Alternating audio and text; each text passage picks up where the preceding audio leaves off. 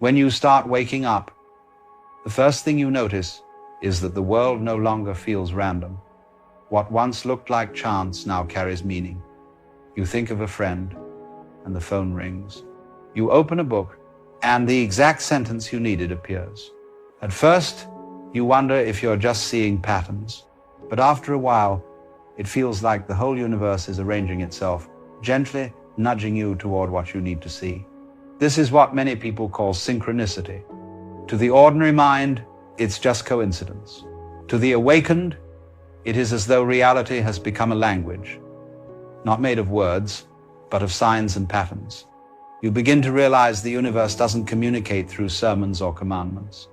It speaks softly through timing, through alignment, through the strange dance of events falling into place. And the more you pay attention, the clearer this language becomes. It feels almost as if life itself is having a conversation with you. This isn't about fortune-telling. It's not that you suddenly know what will happen tomorrow. Rather, you begin to feel connected to something larger than your own thought. You notice that when you stop forcing, when you stop grasping, life flows in a way that feels almost magical. Opportunities appear. People arrive in your path.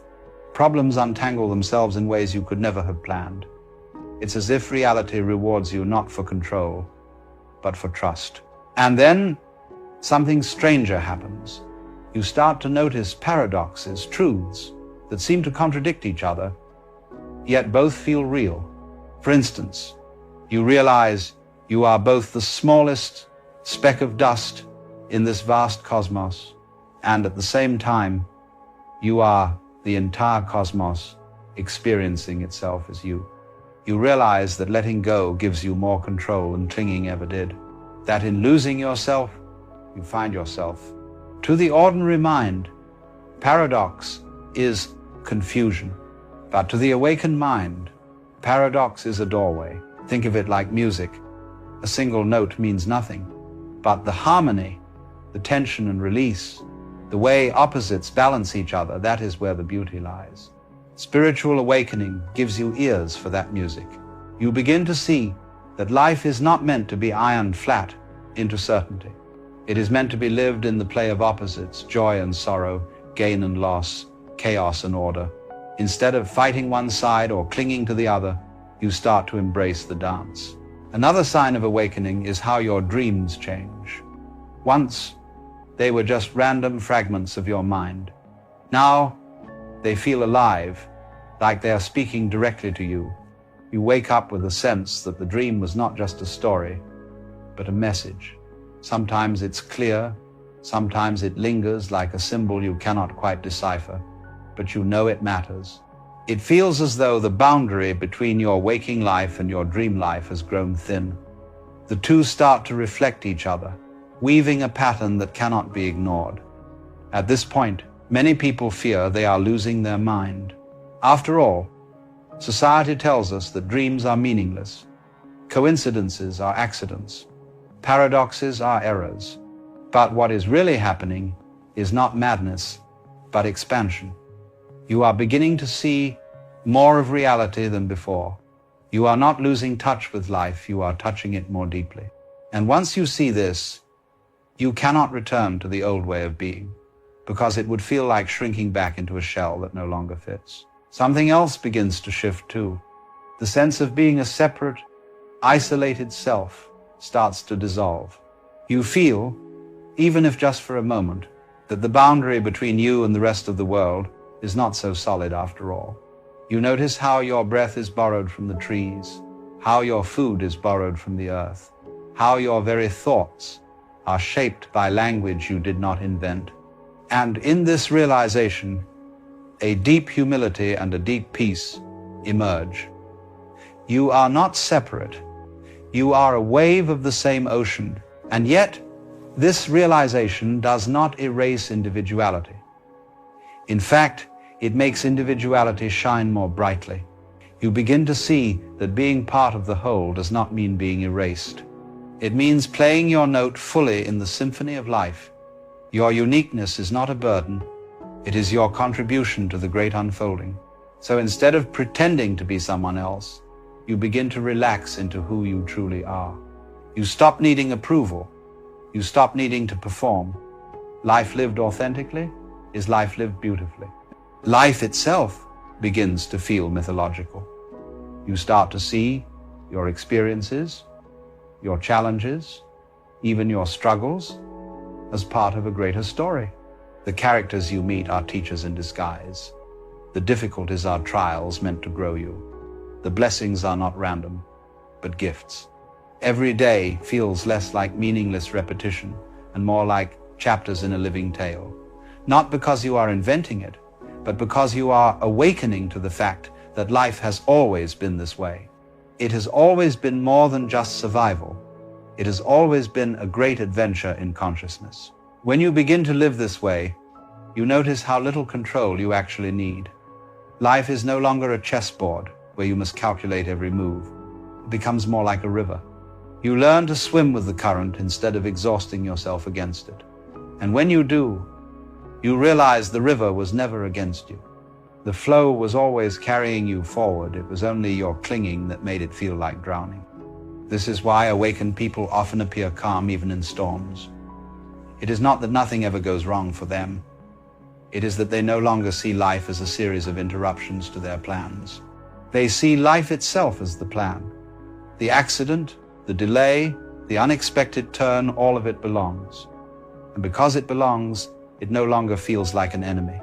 They may still feel grief, or anger, or loss, but underneath it runs a quiet trust, a sense that even this, too, has its place in the great unfolding.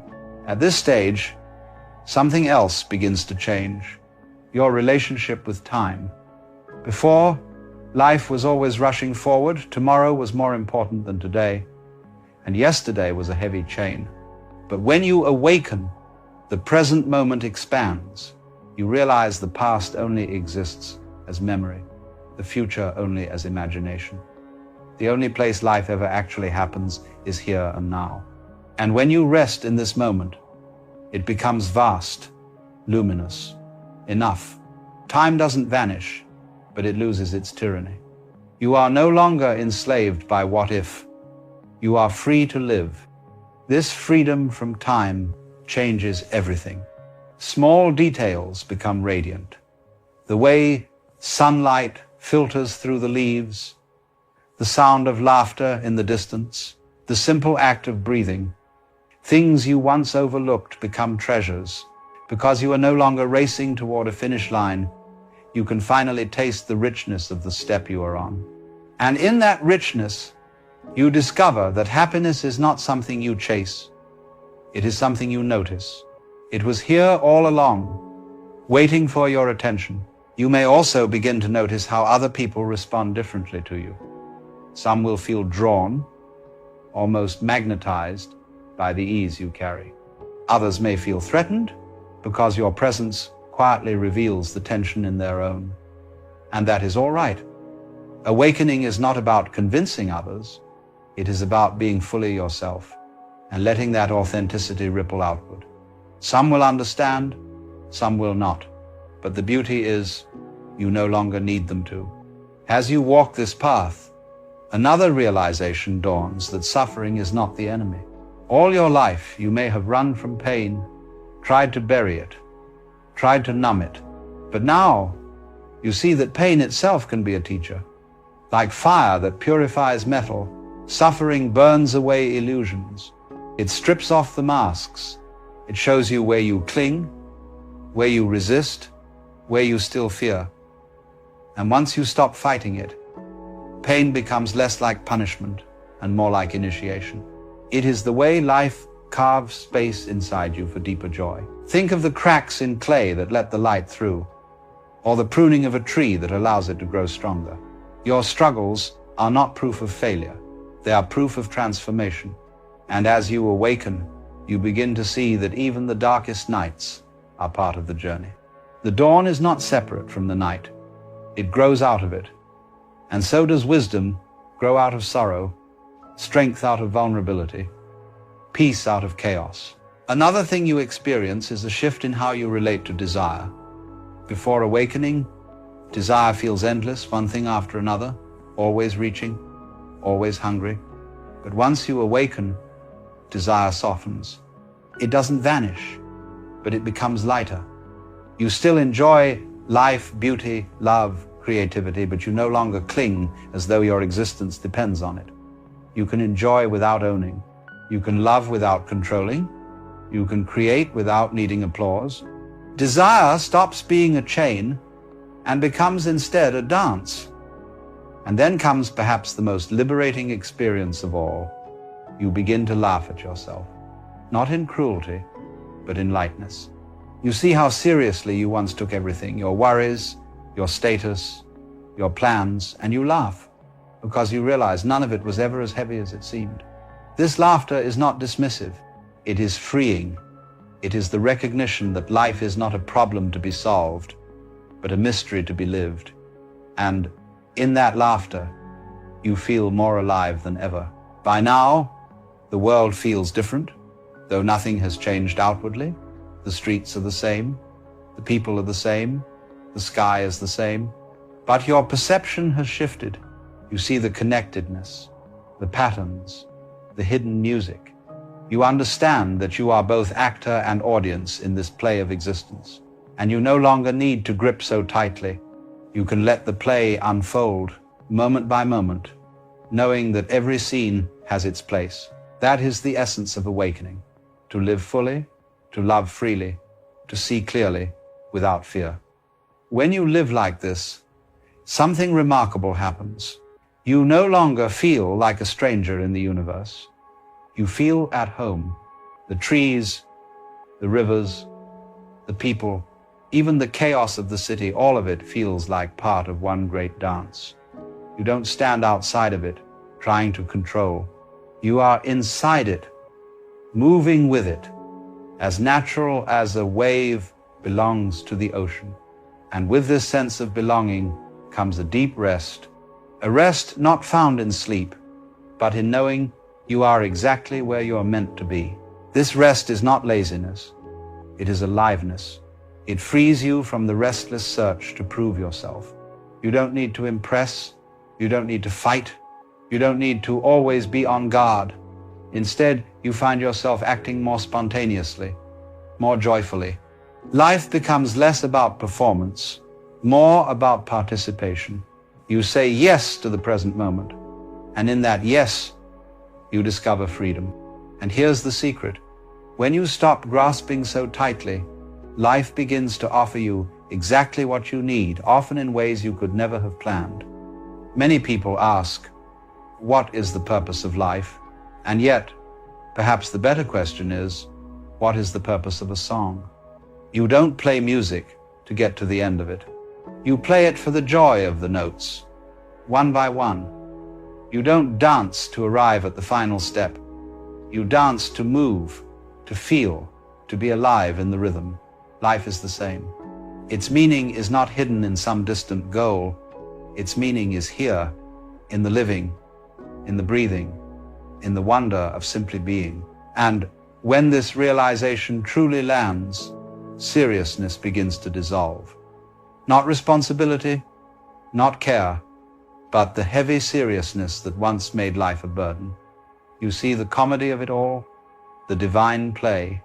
You see people chasing status, chasing approval, chasing tomorrow, and instead of judging, you smile, because you remember you did the same.